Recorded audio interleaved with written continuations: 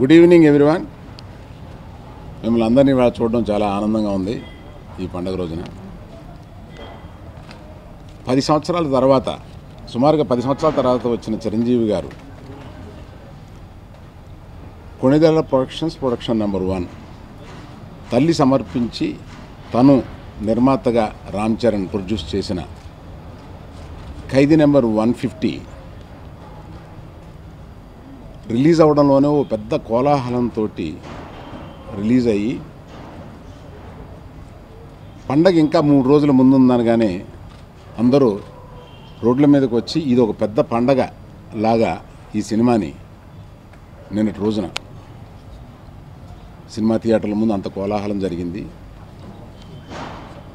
సరే, నిన్న ఎక్కడెక్కడ ఎలా కలెక్ట్ చేసింది ఏమిటి అని అన్ని కలెక్షన్స్ ఇవాళ తీసుకుని వచ్చి పొద్దుట అన్నీ లెక్కలేసి చూసుకుంటే ఒక చాలా గొప్ప సంతోషకరమైన, మా అందరికీ ఆంధ్రప్రదేశ్లో చిరంజీవి గారిని అభిమానించే ఎవరికైనా ఏ ప్రేక్షకులకైనా ఇండస్ట్రీలో ఉన్న ఎవరికైనా ఒక ఆనందపడే ఒక విషయం ఏంటంటే, ఇంతవరకు తెలుగు సినిమాలలో highest gross on the first day వసూలు చేసిన చిత్రం ఇదే అవుతుంది.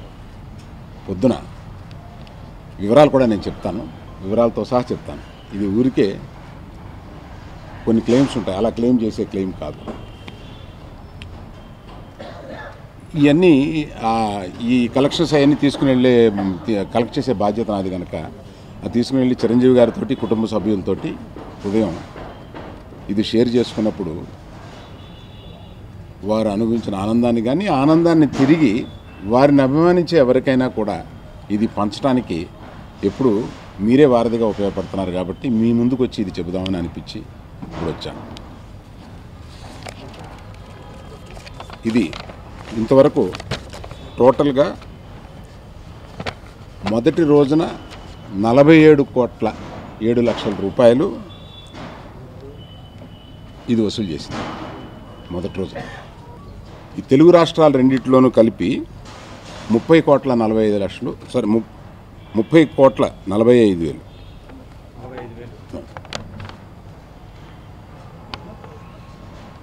కర్ణాటక 4,70,00,000,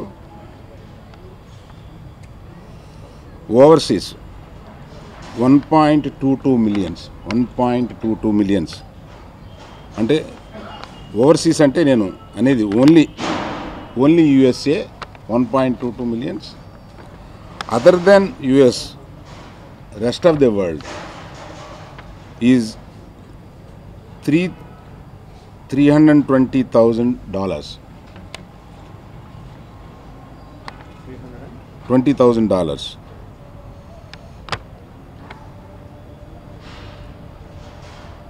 అంటే నార్త్ అమెరికా సుమారుగా 8,90,00,000,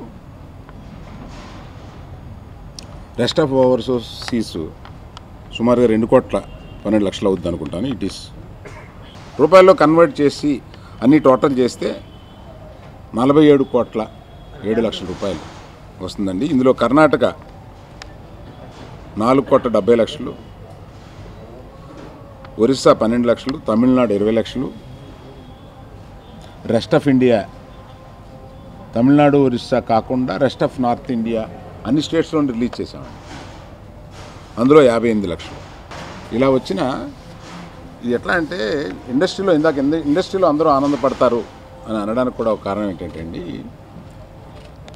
మన తెలుగు డయాస్పోరా ఎలా పెరుగుతుంది, సినిమాలని అభిమానించేవారు ఇంతగా పెరిగితే మన ఇండస్ట్రీకి ఎంత అభివృద్ధి ఉంటుంది అనేది కూడా అందువల్ల నేను ఇండస్ట్రీలో అందరూ మన ఈ తెలుగు కలెక్షన్స్, ఈ సినిమా కలెక్షన్స్ ఇలా పెరగడం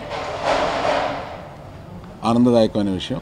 చిరంజీవి గారు తిరిగి ఇండస్ట్రీకి వస్తున్న శుభ సందర్భంలో ఇది తక్కువ అది ఎక్కువ, ఈ సినిమాని దాటింది ఆ సినిమాని కాదు, ఇది కరెక్ట్గా ఇది మొదటి రోజు గ్రాస్ గురించి మనం మాట్లాడుకుంటున్నాం. టోటల్ పిక్చర్లు ఎంత కలెక్ట్ చేసింది ఇవన్నీ మళ్ళీ మాట్లాడుకోవడానికి మనకు సమయం ఉంటుంది.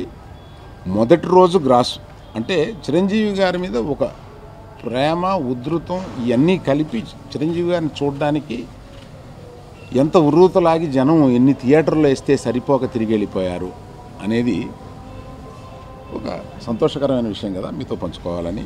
అది కలెక్షన్ల రూపంలో కూడా ఇలా ఉంది అని వివరంగా మీకు చెబితే అది చాలా ఆనందపడే విషయం అని చెప్పడం సంతోషం. జనరల్గా ఇండస్ట్రీలో శుక్రవారం రిలీజ్ చేయడం అలవాటండి. శుక్రవారం కాకుండా మేము కొంత హెసిటేట్ చేసాం, బుధవారం రిలీజ్ చేస్తున్నాము కరెక్టా కాదా అనేది. చిరంజీవి గారు రాబోతున్న ఫంక్షన్కి ముందు దానికి వచ్చే వేడి, గుంటూరు విజయవాడ మధ్యలో జరిగిన ఫంక్షన్కి వచ్చిన వేడిని చూసి 12వ తారీఖు వేసినా కూడా ఉధృతంగానే ఉంటుంది, పర్వాలేదు 11వ తారీఖు వేసినా కూడా అని చెప్పి. అది ఇంతకుముందే రామ్ చరణ్ ఒక వివరం చెప్పాడు కదండి. వారేమో 12వ తారీఖు అనౌన్స్ చేశారు. మనం 12 చేస్తే కరెక్ట్గా ఉంటుంది, పండగకి ముందు రోజు 12, 13, 14 ఇట్లా బాగుంటుందని అనుకున్నాం. కానీ వారు అనౌన్స్ చేశారు, మనం కూడా అనౌన్స్ చేయొచ్చు. కానీ చరణ్ అందరూ కూర్చొని ఆలోచించింది ఏంటంటే 2 పిక్చర్స్, పెద్ద పిక్చర్స్ స్పేస్ చేసుకోవాలి. సో ఒకరోజు ముందన్నా రావాలి, ఒకరోజు వెనకన్నా వెళ్ళాలి. అందుకని ముందు రోజు రావడానికి సరిపోయిన జనంలోని ఉధృతం చూసి ముందు రోజు రావచ్చు అనే ధైర్యంతో వేస్తే మమ్మల్ని ఆశ్చర్యపరిచే అంత రియాక్షన్ ఉంది. కాబట్టి అది మీరు అందరూ వినే ఉంటారు. యాక్చువల్గా నేను నంబర్స్ చెప్పుకుంటూ ఇది హయ్యెస్టా కాదా on the first day grosser. First day grosser has become very important ఈ రోజుల్లో. ఇవాళ first day grosser, first week share అంటే ఇవాళ ఇదివరకట్లాగా 50, 100 కాకుండా మొదటి 2-3 వారాల్లో 95% ఆఫ్ టోటల్ కలెక్షన్స్ అయిపోతున్నాయి. సో అటువంటప్పుడు ఈ first week and first day పర్టికులర్గా దాని ప్రాముఖ్యత అది సంపాదించుకుంది ఈ మధ్యకాలంలో. అందువల్ల ప్రత్యేకంగా వచ్చి మొదటి రోజు గురించి నేను చెబుదామని అనిపించి మీతో పంచుకుంటాను. Thank you. ఇది ప్రవాహం అంటే నిరంతరంగా ఉంటుంది అని చెబితే అదేదో అతిశయోక్తి కింద ఉంటుంది. చిరంజీవి గారి సత్తా మేరకు ఈ ప్రవాహం ఉంటుందని అనుకుంటున్నాను. ఇది నిన్న సాయంత్రం నేను లెక్క 1800 దాటినాయండి నా లెక్కకి. ఇంకా కొన్ని ఏరియాస్లో మిగిలిపోయినాయి.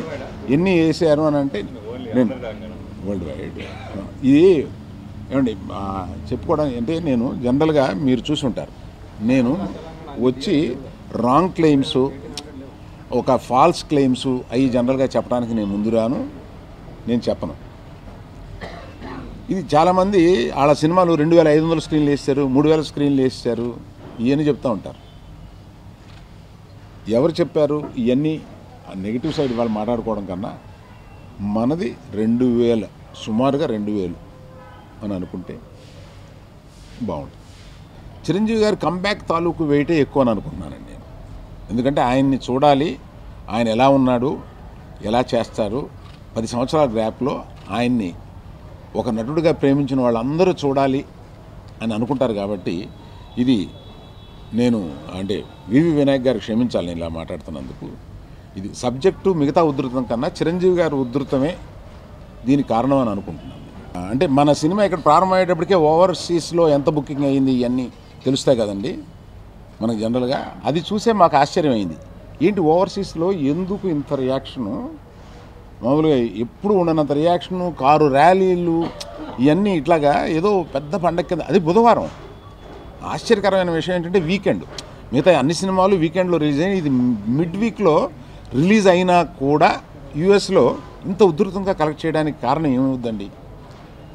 వాళ్ళు ఇక్కడ ఉండగా చిరంజీవిని చూశారు, చిరంజీవిని ప్రేమించారు, అక్కడికి ఉద్యోగాల కోసం అక్కడికి వెళ్ళారు, అక్కడ సెటిల్ అయ్యారు, చిరంజీవిని చూడాలని ఆడుతూ ఉంటారు. దానికి ఆ రోజు సెలవులు పెట్టేశారు.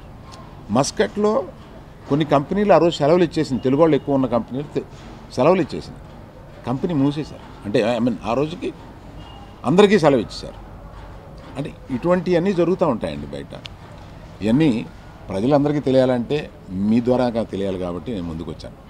ఈయన వివాదం లేని మనిషి అండి,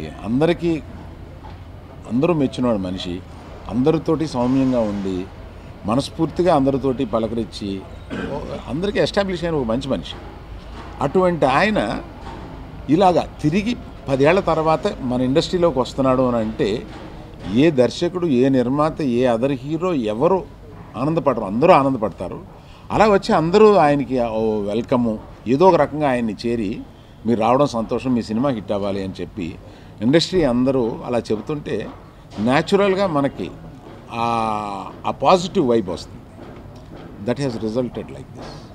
కుటుంబంలో చానాళ్ళ నుంచి చిరంజీవి గారి ఇంట్లో అంటే రామ్ చరణ్ ప్రొడ్యూసర్గా ఒక బ్యానర్ని ఎస్టాబ్లిష్ చేయాలని సుమారుగా 5 సంవత్సరాలుగా అనుకుంటున్నాను. దానికి సరైన ఆపర్చునిటీ రావటం లేదు. రామ్ చరణే తనే నిర్మాతగా, తనే హీరోగా తీసుకోవడం అనేది అట్లా లేదు, అది అంత ఇదిగా లేదు. సో అది వెయిట్ చేస్తూ ఉన్నాం. సో చిరంజీవి గారు వస్తున్నారు అనేటప్పటికి మొదట్లో నేను చేద్దామని అనుకున్నాను. కానీ రామ్ చరణ్, కొణిదెల ప్రొడక్షన్స్, సురేఖ సమర్పించు ఇవన్నీ కలిపి ఆయన కంబ్యాక్కి ఇది కరెక్ట్ లాంచింగ్ అవుతుంది అని చెప్పి ఇది ఫ్యామిలీలో అందరం కలిసి తీసుకున్న నిర్ణయం. I'm also very much aligned and happy with it. నేను యాక్చువల్గా 151 చాలా దూరం మేము 151 గీతా ఆర్ట్సే అని అనుకున్నారండి. బోయపాటి గారిని డైరెక్టర్గా బుక్ చేశాను. ఇది చిరంజీవి గారితో, దీని తర్వాత బోయపాటి గారు అని. ఆ బుక్ చేసుకున్న సందర్భంలో ఏమైందంటే బోయపాటి గారికి ఆ కారణాలు ఇక్కడ డిస్కస్ చేయడం ప్రాపర్ కాదు వేదికలో. కొన్ని కారణాల వల్ల అది పోస్ట్పోన్ అవుతూ వచ్చి ఆయన ఇప్పుడు షూటింగ్ మొదలుపెట్టి 1 నెల అయింది. ఇంకొక 6 నెలల వరకు ఆ సినిమా జరుగుద్ది. ఆ తర్వాత కథ సుమారుగా రెడీ అయింది. కానీ నా గురించి ఇండస్ట్రీలో తెలిసిన వాళ్ళకి తెలుసు కదా, ఆ కథ మీదే ఇంకొక 6 నెలలు కూర్చోవడం, గడపడం, దాన్ని ఫైనల్ దీన్ని వచ్చే వరకు ప్రారంభించడం. అందులో చిరంజీవి గారితో ఇన్నాళ్ళ తర్వాత ఇప్పుడు ఈ హిట్ తర్వాత ఇంకా భయం వేస్తుంది. అటువంటి తయారు చేయడానికి సుమారుగా 9 మాసాలు 10 మాసాలు టైం పడుతుంది కనుక ఇవన్నీ చేయడానికి ఇంకొక సినిమా రెడీ అయ్యే అవకాశం ఎక్కువ ఉంది అని అనిపించింది.